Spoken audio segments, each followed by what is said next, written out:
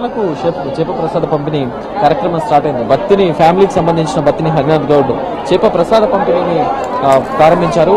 చూడొచ్చు క్రౌడ్ చాలా ఉంది, దాదాపు 1,00,000 మంది దాకా భక్తులు వస్తారని చెప్తున్నారు. అట్లాగే బత్తిని ఫ్యామిలీతో పాటు పోలీసులు, స్వచ్ఛంద సంస్థలు అన్ని కూడా ఏర్పాట్లన్నీ పూర్తి చేశాయి. పోలీసులకు సంబంధించి భారీ భద్రత ఏర్పాట్లను చేశారు. దాదాపుగా 1,00,000 మందికి పైగా వచ్చే అవకాశం ఉన్నందున ఇప్పటికే మత్స్యశాఖ ఆధ్వర్యంలో మొత్తం కూడా చేపలను కూడా ఇప్పటికే తీసుకురావడం జరిగింది. ముఖ్యంగా చేప ప్రసాద పంపిణీ, మృగశిర కార్తి అంటేనే చేప ప్రసాదం గుర్తుకు వస్తుంది. దీనికోసం దేశవ్యాప్తంగా ఉన్న ఆస్తమా వ్యాధిగ్రస్తులు మొత్తం కూడా ఎగ్జిబిషన్ గ్రౌండ్ కు ఒక 2-3 రోజుల నుంచే చేరుకుంటున్నారు. అటు జన విజ్ఞాన వేదికతో పాటు పలు స్వచ్ఛంద సంస్థలు కూడా చాలా వరకు చెప్తున్నట్టు కూడా జనాల్లో లాస్ట్ టైం కంటే ఇంకా కొంతమంది ఎక్కువగానే వచ్చినట్టు కనిపించింది. మొత్తం మీదుగా చూసినట్లయితే చేప ప్రసాద పంపిణీకి ఇప్పటికే మొత్తం దాదాపుగా 10 నుంచి 20,000 మంది ఇప్పటికే క్యూ లైన్ లో ఉన్నట్టు చెప్తున్నారు. డీసీపీ కూడా నిన్న చెప్పారు, హైదరాబాద్ కానీ తెలంగాణకు సంబంధించిన రాష్ట్రాల వారు కానీ మధ్యాహ్నం తర్వాత రావాలి. ఇప్పటికే చాలా వరకు జనాలు ఉన్నారు కాబట్టి తొక్కిసలాట జరిగే అవకాశం ఉందని చెప్పారు. దీనికోసం ప్రత్యేక క్యూ లైన్లను కూడా ఏర్పాటు చేశారు. అట్లాగే వికలాంగులకు కూడా ప్రత్యేక క్యూ లైన్లు ఏర్పాటు చేశారు. వృద్ధులకు ప్రత్యేక క్యూ లైన్లు ఏర్పాటు చేసి ప్రసాద పంపిణీ చేస్తున్నారు. మొత్తం 32 కౌంటర్లలో ప్రసాద ఏర్పాట్లను చేస్తున్నారు. మొత్తం మీదుగా దాదాపుగా చూడొచ్చు బత్తిని ఫ్యామిలీకి సంబంధించిన వారందరూ కూడా ప్రసాదాన్ని ఇస్తున్నారు. ప్రసాదాన్ని ఇవ్వడం కాక మొత్తం దగ్గర ఉండే అన్ని చర్యలు తీసుకుంటున్నారు. మొత్తం మీదుగానైతే ఇంకొక దాదాపు అర్ధరాత్రి వరకు ప్రసాద పంపిణీ జరిగే అవకాశం కనిపిస్తుంది. ప్రస్తుతం మనతో హరినాథ్ గౌడ్ గారు ఉన్నారు. చెప్పండి, ఎంతమంది వచ్చారని ఎక్స్పెక్ట్ చేస్తున్నారు? ఇంకెంతమంది వస్తారు? చాలా మంది వస్తున్నారు. ఇప్పటికే మొత్తం లైన్లలో కూడా 32 కౌంటర్లలో కూడా ఉండి గేట్ల వరకు కూడా నిండిపోయారు ప్రజలు. ఇదంతా చూసి మన డీసీపీ గారు వాళ్ళందరూ ఏమన్నారు అంటే, మా ఇంటి దగ్గర మొదలుపెట్టి 8:30 కొన్ని అందరికీ చెప్పాము, కానీ నుండి కూడా మొదలుపెట్టి వీళ్ళందరికీ ఇస్తున్నాము. 8 కూడా ఇక్కడ ఇస్తున్నాము. గత కొద్దేళ్లుగా ప్రసాద పంపిణీ చేస్తున్నారు. అప్పటి నుంచి ఇప్పటి వరకు వచ్చిన డిఫరెన్స్ ఏంటి?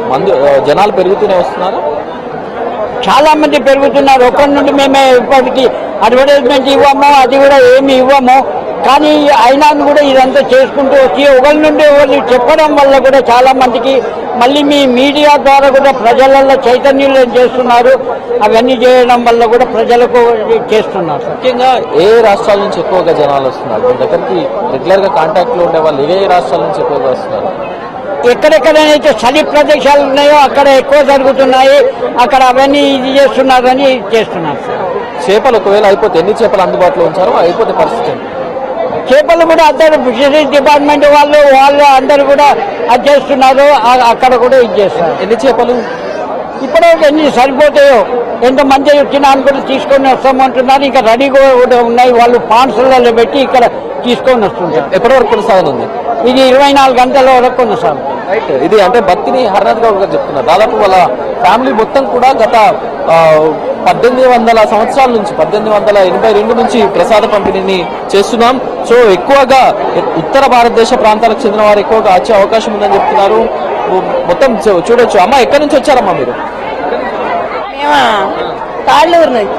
నేర్చుకున్నారా? ఇది ఫస్ట్ టైమా ఇంతకుముందు వేసుకున్నారా? ఇప్పుడే ఫస్ట్ టైం. మేము మీరు ఎక్కడి నుంచి వచ్చారా? ఫిరంగుపురం తాళ్ళూరు. ఇంతకుముందు వేసుకున్నారా?